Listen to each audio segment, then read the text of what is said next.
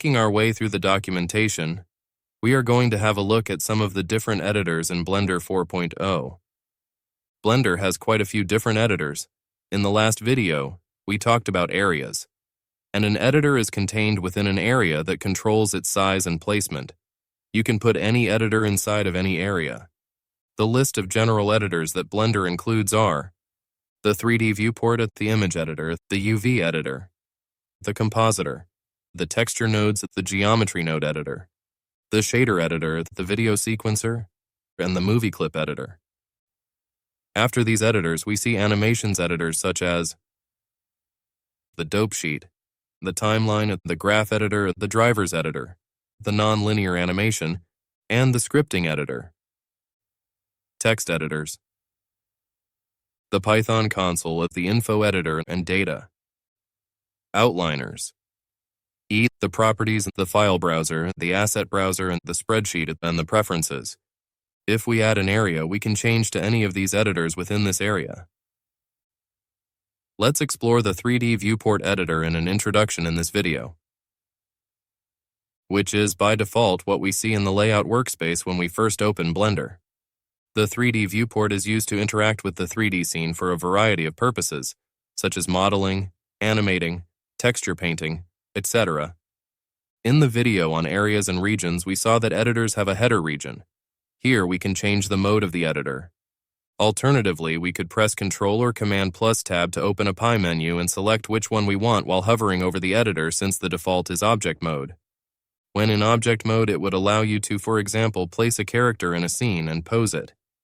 If you had a character and had it selected, Ctrl plus Tab would switch the mode between object mode and pose mode. Pressing Tab will switch between object mode and edit mode for objects that support it. We have seen the view menu a little before, but it has tools for navigating around in 3D space. If we go to View, Navigation, we see various tools and hotkeys for navigating around. Please pause the video here and have a look at them. The other menus depend on the current mode. Select contains tools for selecting objects. You may or may not be familiar with these concepts from 2D image software.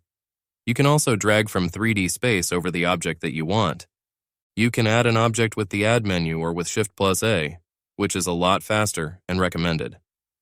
This menu contains a list of different objects types that can be added to the scene. And lastly, for this bar is the Object menu, which contains tools for operating on objects such as duplicating them. A subset of these tools can also be accessed by right-clicking in the 3D viewport. Object mode is the default mode, available for all object types. This allows editing position, rotation, and scale, duplicating objects, and so on. We will have a more comprehensive look at modes in a later video. Next, let's look at the transform controls. By clicking here or pressing the comma key, we see a pie for transform orientation. This is used to change the transform orientation, which affects the rotation of the transform gizmo. As this is a video just covering the basics of the 3D editor itself, we will also cover transforms in a later video. By pressing here or pressing the period key, we can change the pivot point, which affects the location of the transform gizmo. For snapping to items nearby, we can press Shift plus Tab for as long as the key is held down, or turn it on here. To smoothly transform unselected items that are near the selected ones, we can use proportional addition or with the O key on the keyboard. And all the way to the right of the header, we see toggles for display and shading toggles.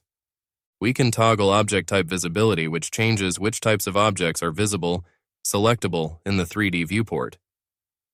See object type visibility. Next, we can toggle viewport gizmos, which changes how gizmos are displayed in the 3D viewport. And then we can toggle the viewport overlays, which changes how overlays are displayed in the 3D viewport. You can see that toggling this will remove the grid and whatnot. Alt-Z will toggle X-ray mode. This makes the whole scene transparent so that you can see and select items that would otherwise be occluded. This is a shortcut to the X-ray option inside the viewport shading popover. In pose mode, this same button controls a different setting with its own separate on-off state. Rather than making the scene transparent, it shows the armature in front of any geometry. You can change the shading with any of the viewport shading options here. And on the left, the toolbar region. The toolbar contains tools depending on the current mode. For example, The list gets longer for the amount of tools we have available to us when we change to edit mode. And finally, on the right, the sidebar region will cover the last of this introduction to the 3D editor. Just as a reminder, we can toggle the visibility of this region with the N key on the keyboard. Here we see 3 tabs pertaining to Tools, Item, and View. The Item tab will let us adjust the scale, transform location, etc. The Tool tab will let us change options on our currently selected tool. And the View lets us change, well, our view. Well, that's it for now. Thanks for making it all the way to the end of the video. Please be sure to like and subscribe for more software educational content. See you next time.